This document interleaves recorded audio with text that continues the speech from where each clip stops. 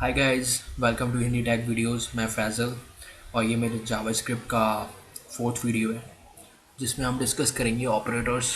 जैसे हम last videos में आपके डिस्कस कर चुके हैं स्क्रिप्ट एडिंग और जावास्क्रिप्ट का इंट्रोडक्शन। ठीक है, तो आप वो वीडियोस देखते हुए आइएगा मेरा, जिससे कि आपको प्रॉपर्ली समझ आए कि हमारे आगे वीडियोस में क्या हो रहा है। तो हम इस वीडियो में कवर करेंगे अपने ऑपरेटर्स। चलिए चलते हैं ऑपरेटर्स। ऑपरेटर्स हमारे एक्चुअल में क्या होता है? ऑपरेटर्स ये हमारे सिंबल्स होते हैं, सिंबल्स की कॉम्बिनेशंस, जिससे हम पर्टिकुलरली कुछ स्पेशल टास्क परफॉर्म करते हैं। जैसे कि अर्थमेटिक ऑपरेशंस के लिए हम अर्थमेटिक ऑपरेटर्स यूज़ करते हैं। ठीक है, जैसे कि कुछ होते हैं हमारे इसमें, प्लस का साइन हो गया, माइनस का साइन हो गया, इंटू का साइन हो गया, डिवाइड का साइन हो गया और मॉड्यूल का साइन हो गया। ठीक है, ये सारे हो गए हमारे अर्थमेटिक ऑपरेटर्स। मैं आपको एक एक डिफाइन करते हुए चलता हूँ कि इससे क्या होता है और क्या है। अर्थमेटिक ऑपरेटर में हमारा ये जो है प्लस वाला, ये एडिंग के लिए होता है नॉर्मली यूज़। कोई भी अर्थमेटिक ऑपरेशन है जो एडिंग से रिलेटेड है, उसके लिए हम प्लस साइन यूज़ करते हैं, जैसे हम नॉर्मल मैथ्स में करते हैं। ठीक है, तो फॉर एग्जांपल मैं एक एग्जांपल लेता हूँ कि कोड में आप किस तरीके से एडिंग करोगे।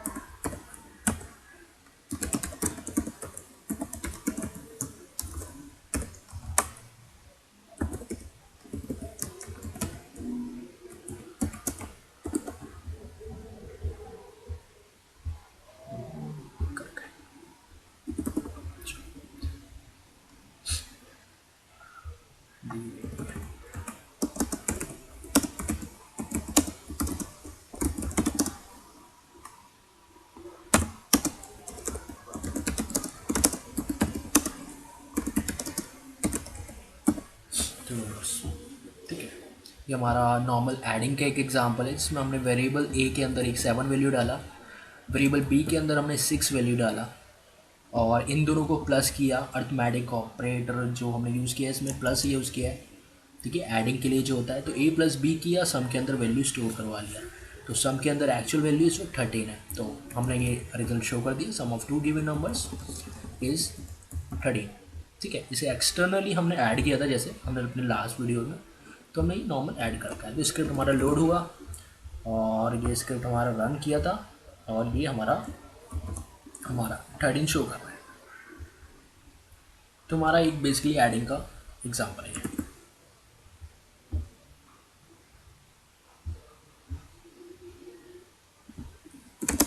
टू ऐड,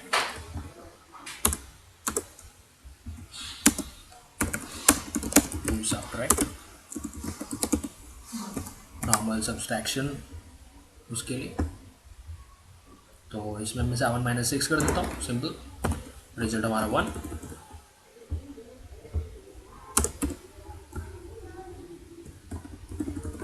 वेरिएबल के आप नेम अपने अकॉर्डिंग चेंज कर सकते हैं। तो subtraction of two given numbers is 1। तो ये हमारा एक बेसिक एग्जाम्पल सम का हो गया।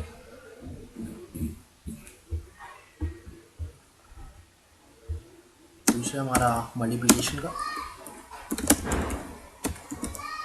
To multiply and divide.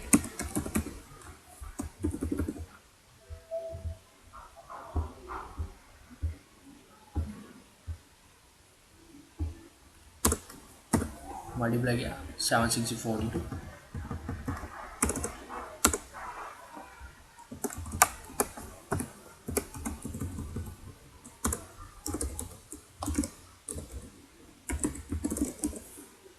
multiplication of two given numbers is this.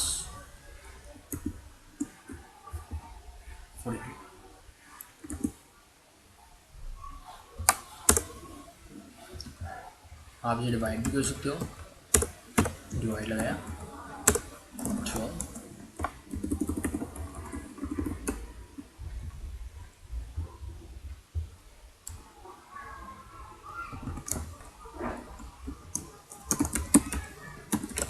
Division of two real numbers. जैसे आपको पता है इसका रिजल्ट 6 का आप डिवाइड करोगे 12 को तो आंसर 2।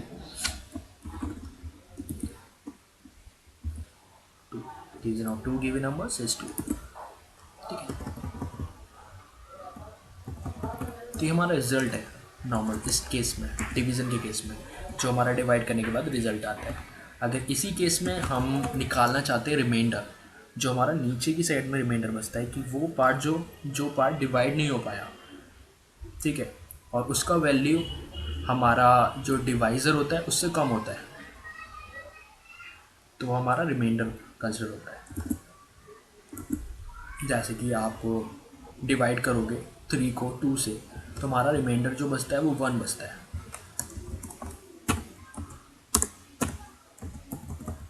तो इसकी जगह पर मैं ये मॉड्यूल साइन लगाऊंगा जो हमारा रिमाइंडर गेट करके देता है कि हमने जो डिवाइड किया उसके बाद जो रिमाइंडर बचा, जो वो पार्ट जो डिवाइड नहीं हो पा रहा है।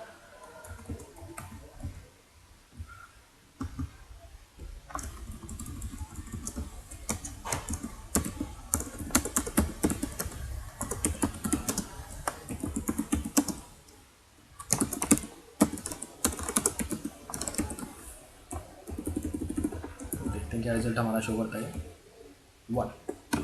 जैसे मैंने आपको बताया कि आप जो डिवाइड करोगे 3 को 2 से तो 2 1 जा 2, एक बार आपका कट हो गया, लेकिन इसमें जो बचा वो 1 बचा, तो 1 जो है वो नॉन डिविजिबल है आपका 2 से, ठीक है, क्योंकि ये 2 से छोटा है, तो उस केस में आपका रिमाइंडर जो कंसिडर होगा 1 होगा।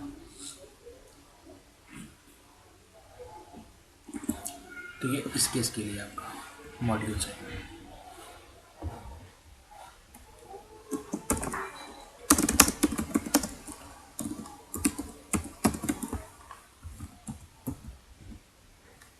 हमारा ये रिलेशनल ऑपरेटर, कंपैरिजन ऑपरेटर। तो ये जो रिलेशनल ऑपरेटर होता है ये हमारा बेसिकली दो चीज़ों को कंपेयर करने के लिए होता है। तो हम जब किसी चीज़ को कंपेयर करते हैं तो हम कंपेयर कैसे करते हैं कि ये जो चीज़ है वो कम है या ज़्यादा है। 2 को 3 से आप कैसे कंपेयर करोगे, ये इक्विवेलेंट नहीं है, 2 जो है छोटा है 3 से, ठीक है। तो जब हम इसे लिखते हैं तो बेसिकली मेंशन करते हैं कि सिंबल्स के थ्रू, ठीक है। तो जैसे कि हमने 2 को लिखा 2 लेस देन 3, तो ये जो रिलेशन है ये हमारा, ये ऑपरेटर जो यूज़ हो रहा है दो ऑपरेंड्स के बीच में, ये हमारा होता है रिलेशनल ऑपरेटर। तो मैं आपको एक एक करके डिफाइन कर देता हूँ सारी सारी।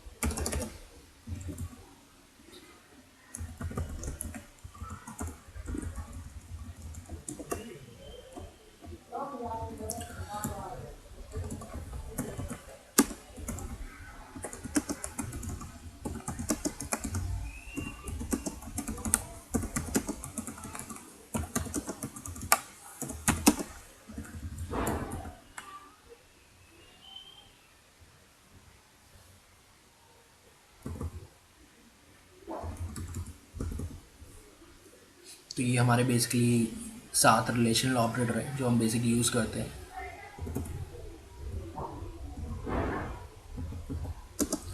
इसका बेसिक मीनिंग होता है not equal to, not equal, इसका होता है ग्रेटर देन,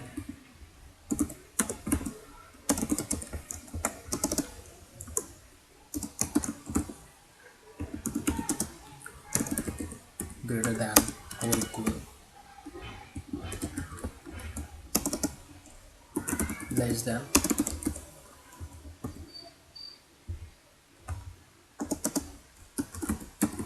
लेस और इक्वल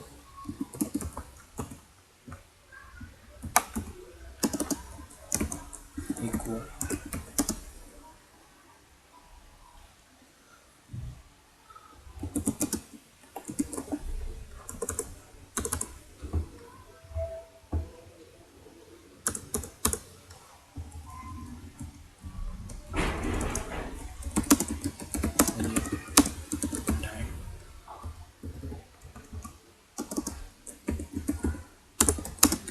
निकाल दिया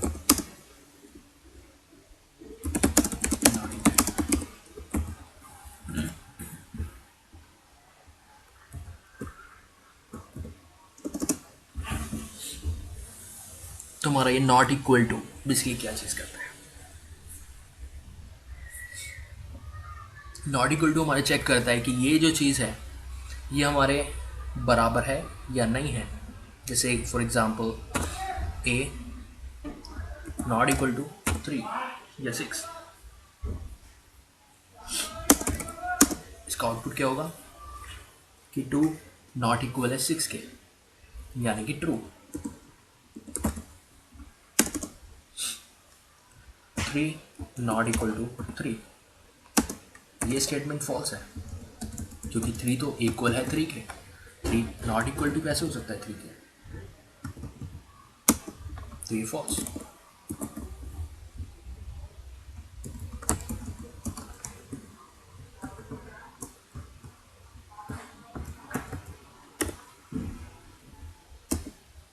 ग्रेटर देन, तो कोई नंबर अगर किसी से बड़ा होगा उस केस में ये फॉल्स बनेगा, यानी कि first number if it is greater than the second number then the result will give true, otherwise it will give false, like this. 3 greater than 2, it will give true. हमारा 3 2 से बड़ा है इसलिए ट्रू दे रहा है, ठीक है, और एक्चुअल स्टेटमेंट है इसलिए। अब यही चीज़ हम लिख देंगे 3 ग्रेटर दैन 3, तो 3 3 से बड़ा नहीं होता, तो ये फॉल्स हो गया, गलत हो गया। तो इस केस में हमारा ये फॉल्स हो गया। तो मेन जो ये कंडीशंस होती है, ये हमारा जो रिजल्ट ये ट्रू और फॉल्स निकल रहा है, इसके ऊपर डिपेंड करती है। डिपेंड हमारी फर्स्ट स्टेटमेंट पे कर रही है कि 3 2 से बड़ा है या नहीं,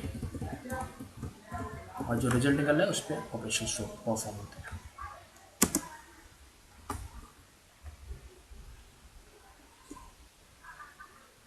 greater than equal to 3 greater then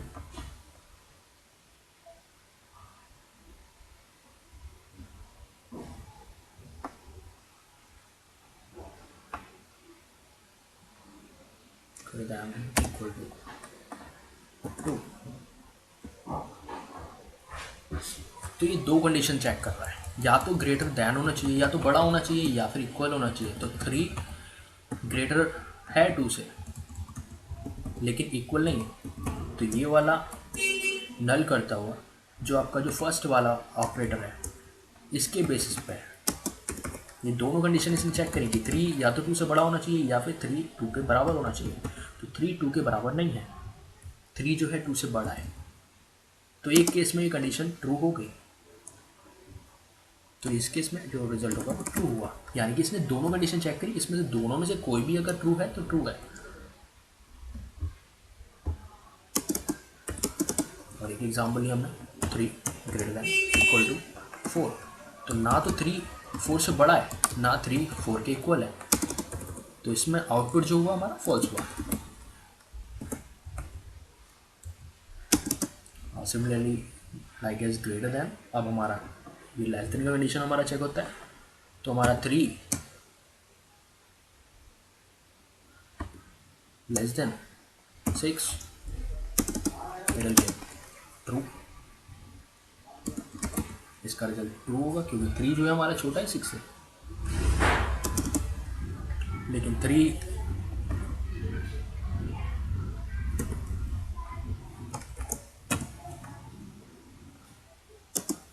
ये स्टेटमेंट हमारा फॉल्स हो गया क्योंकि 3 हमारा छोटा नहीं है 2 से, 3 तो हमारा 2 से बड़ा है। तो इस केस में जो हमारा रिजल्ट हुआ फॉल्स होगा।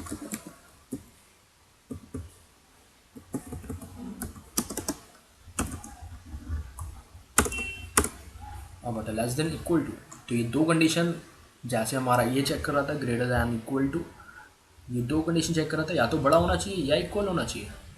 उसी तरह ये हमारा चेक करेगा या तो छोटा होना चाहिए या इक्वल होना चाहिए। ठीक है, तो हम चेक करते हैं 3 लेस देन इक्वल टू 3। तो इस केस में आउटपुट क्या होगा? अब 3 जो है छोटा तो नहीं है 3 से, लेकिन 3 इक्वल तो ज़रूर है।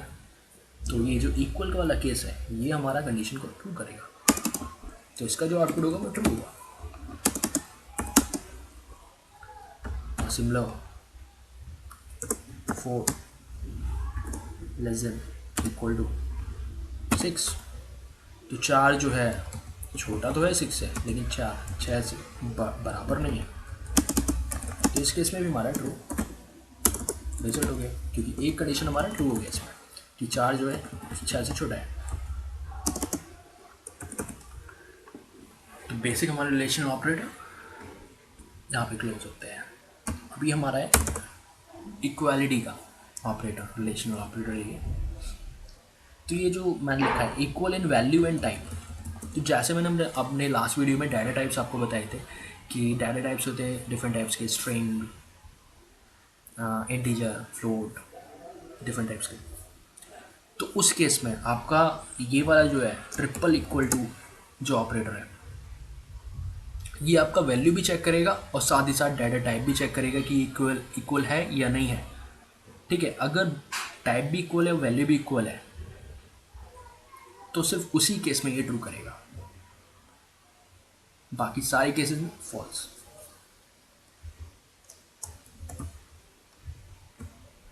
जिसे अपने एक एग्जांपल लेते हैं, वह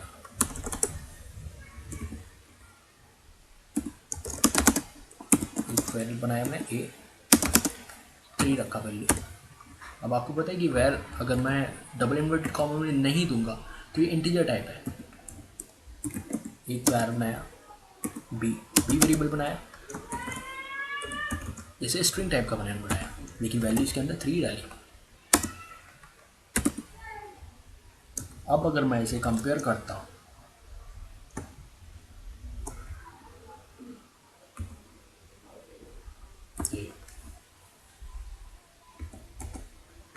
ट्रिपल इक्वल टू बी, और यहाँ पे कुछ रिजल्ट प्रिंट करता हूँ अगर,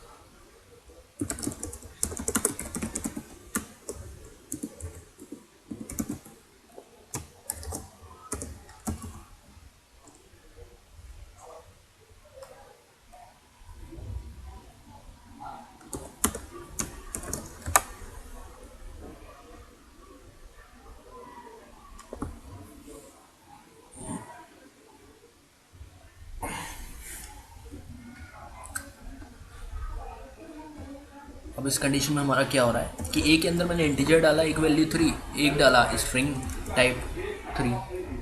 दोनों को मैंने कंपेयर किया कि ट्रिपल इक्वल टू से कि भाई इसका टाइप भी इक्वल होना चाहिए और इसकी वैल्यू भी इक्वल होनी चाहिए। दोनों के अंदर 3 डाला हुआ है, वैल्यू दोनों के अंदर 3 है। ठीक है, तो वैल्यू तो इसने चेक करी, वैल्यू ट्रू हुई। ठीक है, तो 3 इक्वल टू 3 तो हो गया। तो एक कंडीशन तो ट्रू हो गई कि दोनों के अंदर वैल्यू 3 पड़ी हुई थी, 3 वो पास हो गया है। लेकिन दूसरा टाइप जो चेक होना है इनका टाइप, ठीक है, जो डाटा टाइप हमारा चेक होगा वो हमारा इस केस में क्या है, हमारा इंटीजर है। ये ए वेरिएबल जो है वो इंटीजर वैल्यू कंटेन करे हुए है, और इस वाले वेरिएबल में हमारा बी के केस में ये स्ट्रिंग टाइप है 3। तो ये हमारे टाइप जो हैं ये इक्वल नहीं है। ठीक है, एक स्ट्रिंग है और एक इंटीजर है, तो उस केस में ये कंडीशन फॉल्स हो गई। ठीक है, तो ये दो केस में से एक केस में तो पास हो गई जहाँ पे वैल्यू तो इनकी इक्वल है 3 इक्वल टू 3, लेकिन जो टाइप है वो एक का इंटीजर है और दूसरे का स्ट्रिंग है, उस केस में ये फॉल्स हो गया। तो इसका रिजल्ट वाइस वर्सा फॉल्स हो जाएगा।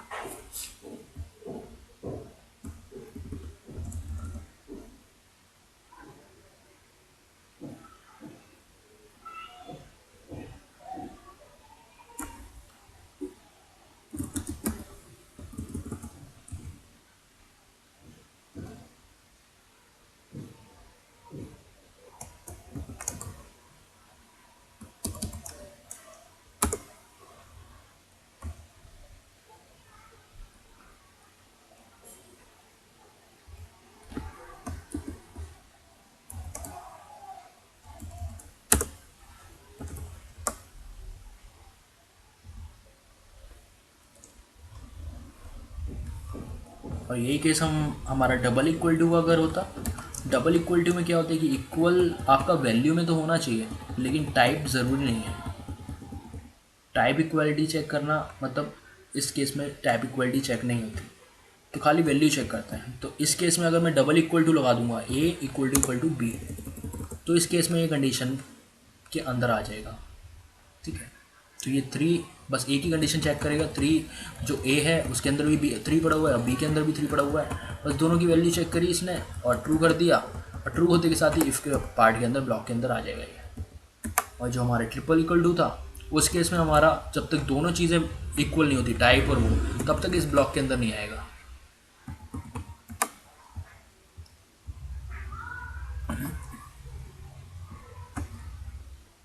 असाइनमेंट ऑपरेटर होता है, असाइनमेंट ऑपरेटर आपका इक्वल टू होता है, ये वैल्यू असाइन करने के लिए बेसिकली यूज़ होता है। जैसे मैं अभी तक ऊपर कर रहा था, वेरिएबल ए के अंदर मैंने कुछ वैल्यू असाइन कर दिया, 6 डाल दिया, तो वैल्यू असाइन किया मैंने, कुछ 6 वैल्यू डाला मैंने ए के अंदर। तो ये जो ऑपरेटर मैं यूज़ कर रहा हूँ ये असाइनमेंट है, असाइन करने के लिए कोई भी वैल्यू डालता हूँ। वैर के अंदर वैर बनाया, वेरिएबल बी बनाया, उसके अंदर मैंने ए प्लस 9 कर दिया, तो ए प्लस 9 कर दिया, 6 9 15, तो 15 वैल्यू जो है मैंने असाइन कर दिया असाइनमेंट ऑपरेटर लगा के बी के अंदर, तो बी के अंदर 15 लेते हैं। इंक्रीमेंट एंड डिक्रीमेंट ऑपरेटर, तो ये प्लस प्लस और माइनस माइनस,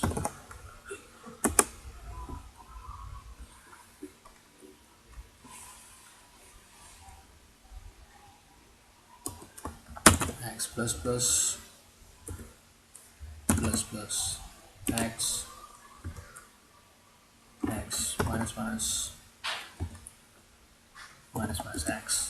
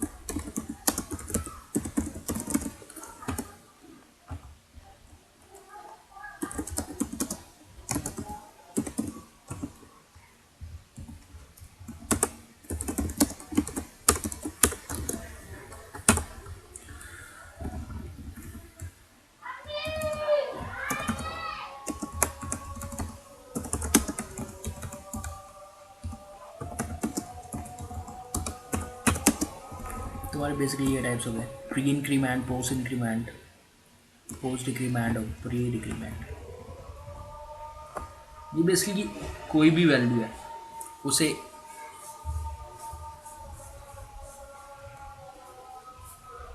एक वैल्यू को बढ़ाने के लिए हम नॉर्मल यूज़ करते हैं। एक वैल्यू बढ़ाना है, उसमें एक एडिशन करना है या एक सब्ट्रैक्शन करना है, ठीक है, उस केसेस के लिए हमारा ये इंक्रीमेंट यूज़ होता है।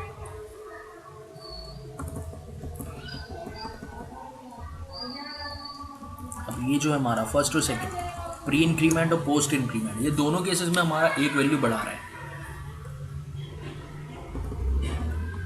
एक वैल्यू मैंने असाइन किया था, वैल्यू ए इक्वल टू 1, ठीक है, तो मैं दोनों केसेस के बाद चाहे मैं प्लस प्लस एक्स करूँ प्लस प्लस ए करूँ, वेरिएबल का नाम है ये, तो मैं एक्स ही रख देता हूँ, इससे कन्फ्यूजन ना क्रिएट हो आपको। तो वेरिएबल जो एक्स था उसके अंदर 1 पड़ा हुआ था, 1 के अंदर मैंने प्री इंक्रीमेंट किया, और प्री इंक्रीमेंट करने के बाद मैंने इसे नॉर्मल शो किया, आउटपुट किया, ठीक है। आउटपुट अगर मैं जब इसे शो करूँगा, एक्स की वैल्यू को मैं शो करना चाहूँगा, तो इसका वैल्यू 2 शो होगा। और इस केस में जब मैं आउटपुट करूँगा तब भी 2 होगा। तो इनमें बेसिकली डिफरेंस क्या है, क्यों इसका नाम प्री पड़ा और क्यों इसका पोस्ट पड़ा, पोस्ट इंक्रीमेंट और प्री इंक्रीमेंट। तो बेसिकली इसमें मैं डिफरेंस बताता हूँ आपको। अभी तक हमने इस स्टेटमेंट को लिखने के बाद ये जो स्टेटमेंट है हमारा, इसे लिखने के बाद, यानी कि पहले x की वैल्यू 1 थी हमारी, वैल्यू बंद होने के बाद इसे आप स्किप कर देना, मैं हटा ही देता हूँ इसे, एक बार को ऊपर कर देता हूँ इसे, ठीक है। ऐसे एग्जाम्पल को देखते हैं फ्री वाले को। तो वेरिएबल x इक्वल टू 1 था, प्री इंक्रीमेंट लगा हुआ था x, इसे मैं इसी जगह पर एज इट इज़, जो इस वक्त ये प्लस प्लस एक्स हो रहा है, इसी को मैं आउटपुट कर देता हूँ, ठीक है। इसको मैंने आउटपुट जब किया, तो प्लस प्लस का मतलब ये है कि जब आउटपुट मैंने इसी लेवल पे किया, मैंने इसी को आउटपुट कर दिया, तो वैल्यू एक्चुअल में आउटपुट होने से पहले ही बढ़ चुकी थी मेरी, ठीक है। तो इसका जो आउटपुट होगा वो मेरा 2 ही होगा, ठीक है। और पोस्ट इंक्रीमेंट में अगर मैंने var x इक्वल टू 1 और इसी जगह पर मैंने इसे आउटपुट कर दिया, तो इसका जो रिजल्ट होगा, तो आउटपुट असलियत में जो इसका 1 वैल्यू था, 1 इंक्रीमेंट होगा लेकिन आउटपुट होने के बाद, तो इसका जो अभी at the time of execution जो आपका जो रिजल्ट है वो इसका आपका 1 रहेगा, ठीक है। लेकिन नेक्स्ट स्टेप में जैसे ही आप आओगे वैसे 2 हो गया, ठीक है। यानी कि आउटपुट आपको अगर करना था x को, तो x का वैल्यू उस टाइम पे 1 था, लेकिन उसके बाद आपका 2 हो गया, ठीक है। तो ये इनमें बेसिकली डिफरेंस है। तो ये आउटपुट जैसे एग्जीक्यूट करते हो, तो एग्जीक्यूट होने के बाद वैल्यू को आपका इंक्रीज करता है बाय 1, और इस केस में आपका एग्जीक्यूट होने से पहले आपका एक वैल्यू बढ़ा चुका है वो, ठीक है। और सेम केसेस आपके डिक्रीमेंट ऑपरेटर्स के लिए, कि डिक्रीमेंट ऑपरेटर्स आपका एक वैल्यू माइनस कर देता है, तो आप अगर वैल्यू 1 डालते हो तो इसमें इस केस में 0 हो जाएगा, और इस केस में भी 0 हो जाएगा आपका। लेकिन एट द टाइम ऑफ अगर एग्जीक्यूट करते हो आप इसी स्टेटमेंट को, तब आपको इनका एक्चुअल डिफरेंस पता चल जाएगा कि आपका पोस्ट इंक्रीमेंट जो है एग्जीक्यूट होने के बाद माइनस करेगा, यानी कि 1 की वैल्यू 1 ही रखेगा जब आप इसे आउटपुट करते हो, और आउटपुट होने के बाद नेक्स्ट स्टेटमेंट में अगर आप इसे यूज़ करते हो तो उस केस में जो है आपका वैल्यू 0 हो जाएगा। और इस वाले केस में आपका एग्जीक्यूशन के टाइम पर ही अगर आप इसे एग्जीक्यूट करते हो तो उसी टाइम पे आपका ये रिजल्ट 0 कर देगा। लॉजिकल ऑपरेटर पे आते हैं हम लोग। लॉजिकल ऑपरेटर्स आपके एंड सिंबल्स होते हैं, और होता है, नॉट होता है, ये आपकी बेसिकली ऑपरेटर्स होता है, जैसे आप एंड बोलते हो।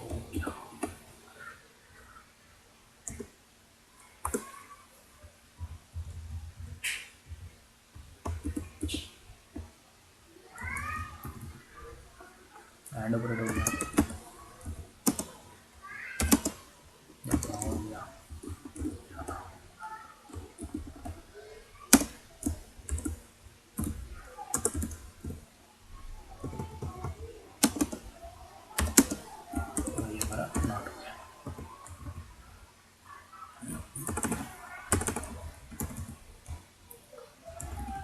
पहले हम एंड ऑपरेटर देखते हैं।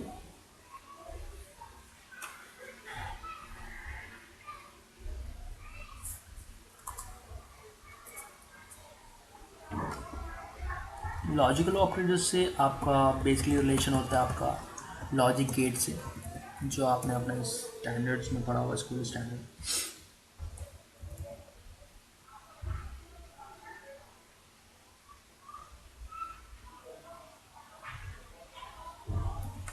जैसे मैं बताता हूँ आपको, इसमें बेसिकली 2 कंडीशंस होती हैं, जिसमें पहला कंडीशन भी ट्रू होना चाहिए और दूसरा कंडीशन भी ट्रू होना चाहिए, लाइक इज ट्रू और ट्रू। ये हमारी 2 कंडीशंस हैं, ठीक है। तो इस केस में जो आउटपुट होगा वो होगा ट्रू। दूसरा कंडीशन है ट्रू फॉल्स, इस केस में जो आउटपुट होगा वो होगा फॉल्स, क्योंकि हमारा दोनों केसेस में ट्रू होना चाहिए केस। पहला फॉल्स है, दूसरा ट्रू है, तब भी फॉल्स, क्योंकि हमारा दोनों कंडीशंस में ट्रू होना चाहिए।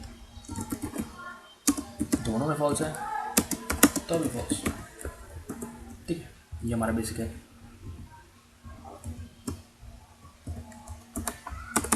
और के केस में हमारा कोई भी दो कंडीशन कंपेयर होगा।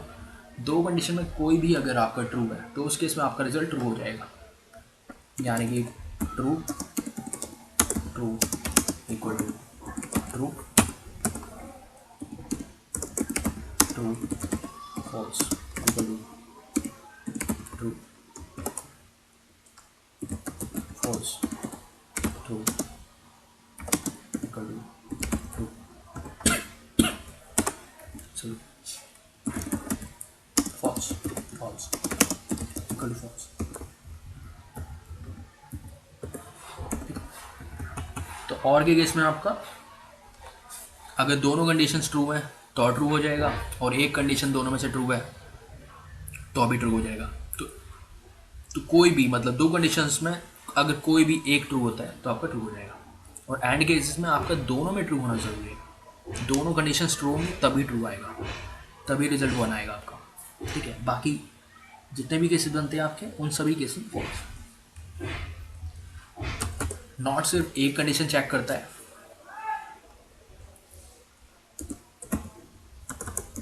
तो एक कंडीशन चेक हुई या तो ट्रू होगा तो रिजल्ट ये फॉल्स कर देगा, सेम अपोजिट फॉल्स का ट्रू कर देगा।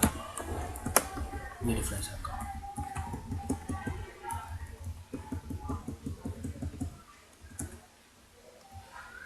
तो यहाँ पर हमारे ऑपरेटर्स खत्म होते हैं।